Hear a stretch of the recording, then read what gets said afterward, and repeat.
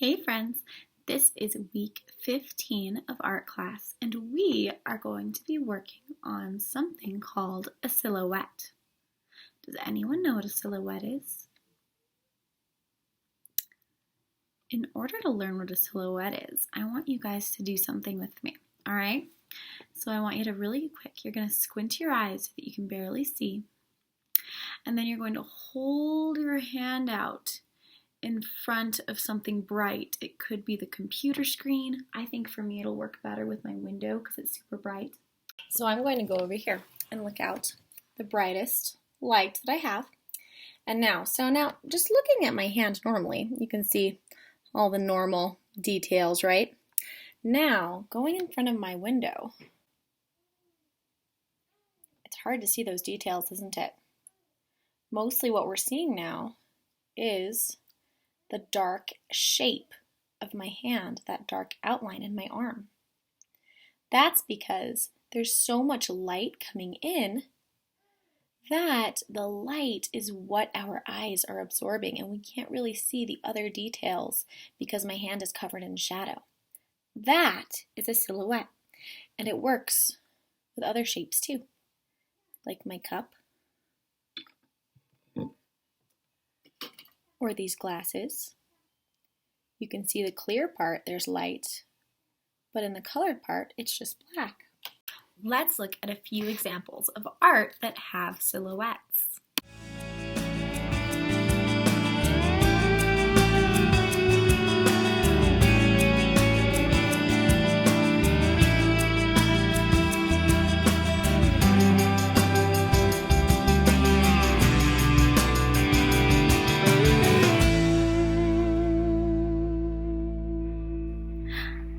So, we are going to be talking about some silhouettes, and we are also going to be talking about value.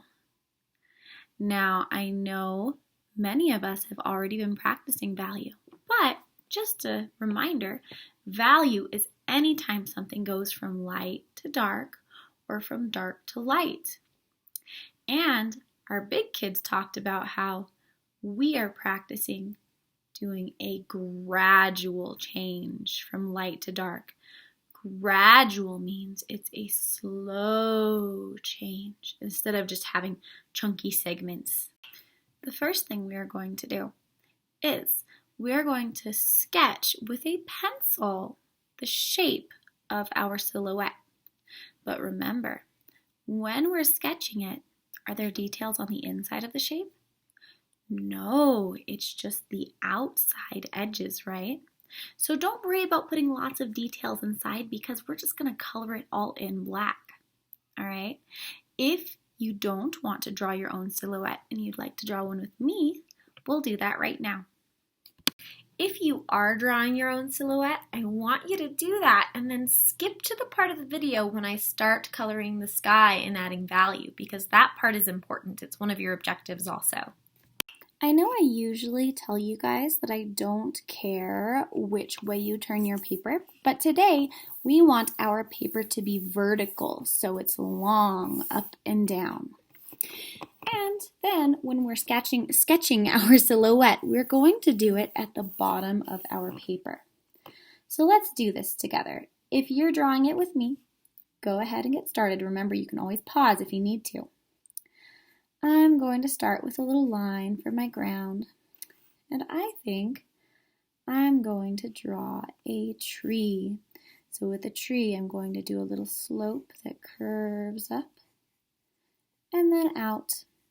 And remember, this time of the year, the trees have lost a lot of their leaves. So a great way to start your tree sketch is to do a letter Y, remembering that the branches like to get smaller the further away from the tree they are. So now that I have my Y shape, I'm going to add more branches. And so each branch I add is going to be getting smaller and smaller the further away from the tree that it gets.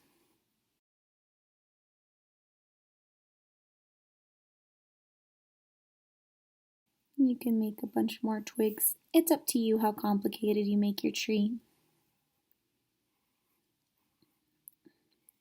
All right, now that I've got my tree shape, I'm not going to color it in yet. I'll just keep going. I think I'll go ahead and draw my line.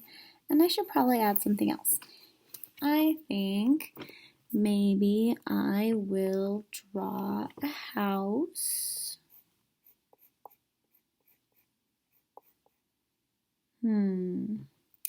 Maybe some mountains.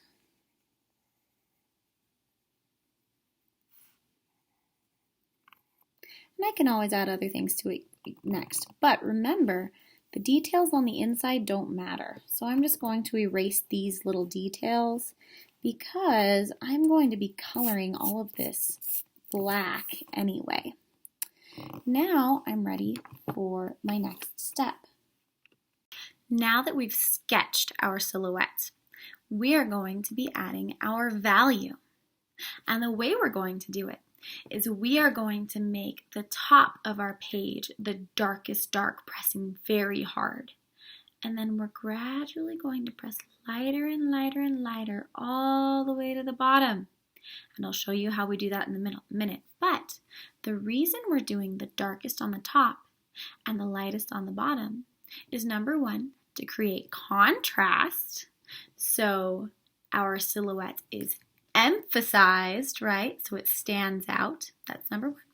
And the second reason is because we're creating something called aerial perspective. Everyone say aerial perspective. Aerial perspective is when you know that the things that are further away are more blurry than the things that are close, because they're harder to see the further away they are, right? So if an adult lets you, what I want you to do is you're going to go outside and look straight up in the sky in a minute. And you'll notice that the blue sky that's right above you is the brightest blue, because the further down you look, it starts getting lighter and lighter and lighter until when you see the horizon that's as far away as you can look, it is the lightest part of the sky. That is because there's all kinds of dust and moisture and different things in the air, and the sun is being caught up in them. So they kind of obscure the sky that's further away that way, which means it's going to be lighter because it's absorbing more light. That will make it look like there's space in your picture. So up top is the richest color, and then it gradually gets lighter and lighter and lighter the further down it gets. I'll show you what I mean. Whatever color you decide to do your sky, you need to make sure that you start pressing very, very lightly, because at the bottom of our page, closest to our silhouette, we're barely touching our paper. So I am barely going to touch the paper. And then the further up I get, the harder I'm going to press. And I think I'm going to start blending into another color now. So I'll go ahead and grab some orange. That's what I'll do. I'll start pressing. I want to blend it a little bit, so I'm going to press really lightly further down. But then the further up I get, I'm pressing really hard. Harder and harder. And then I think I'm going to blend into another color. So I'll grab some red, start out pressing really lightly with that red, start pressing a little harder, a little harder. I think I'm going to blend a little bit into another color now, so I think I'll start with some purple. All right, I start really lightly with my purple, and then I start pressing harder and harder the further up I get. And it looks like there's a line here, so I'm going to try to blend it a little bit better. All right, now at the top, I am going to press really, really hard to make it my darkest dark, and I might even add some black to it also. But first, I want to make sure it's all blended. So I'll press a little lighter down here, make sure there aren't any lines. I want it all to blend together nicely. color this way a little bit. Oh, and I broke my pencil. That's okay. I think I'll go in and blend it a little bit using my pink, going in circles. You can use whatever color is close to the ones that you're blending. That way they all mix together pretty well. All right, so now that my colors are starting to blend together a little better, I am ready to start my next step.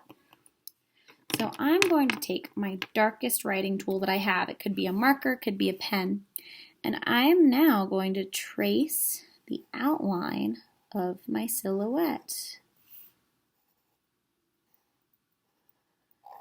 And once I trace that outline carefully, I will be ready to start coloring it in.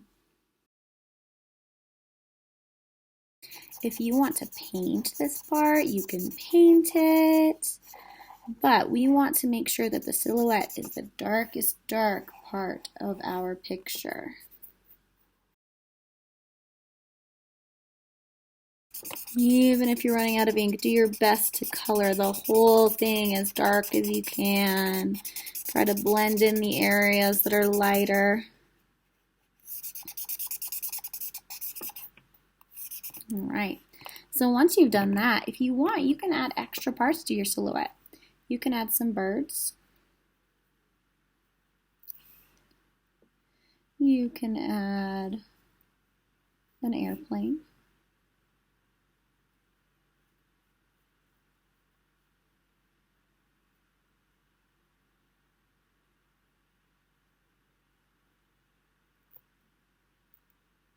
You can add a hot air balloon.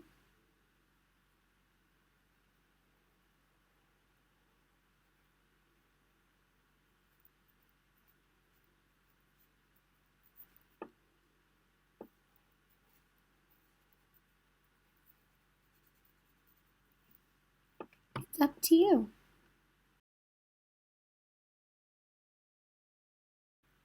If you want, you can even do buildings with windows that you can see light coming out of. Because remember, the only time you have details inside of your silhouette is if there's light coming out.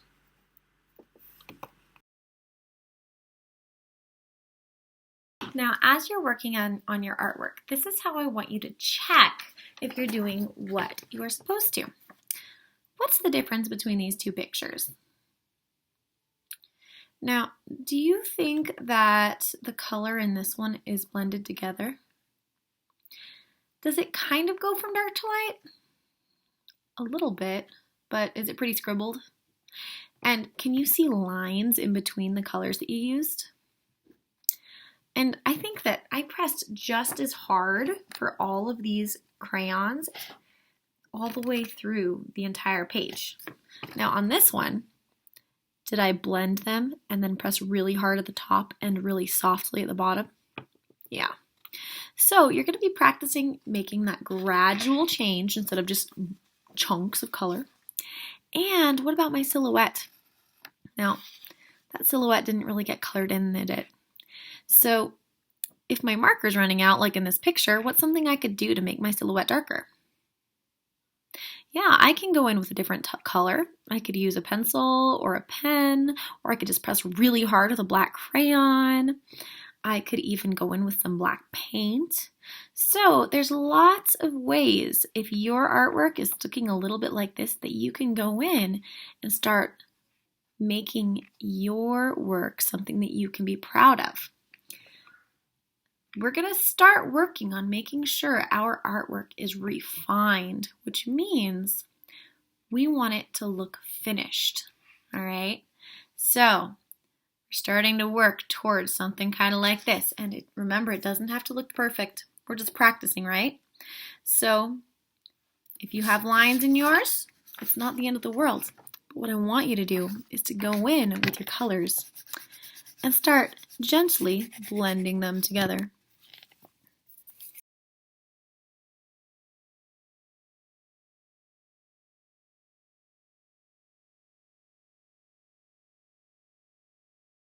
Here's your objectives.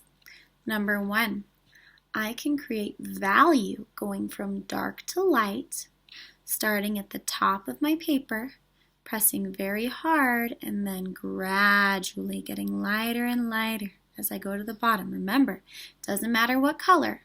All I'm looking for is going from dark to light.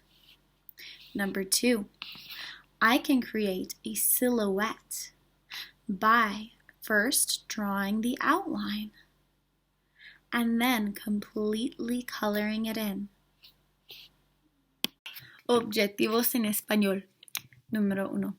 Yo puedo crear value pasando de la oscuridad a la luz, de la parte arriba a la página a la parte abajo de la página. Número 2. Yo puedo crear una silueta dibujando un contorno y después colorearlo completamente.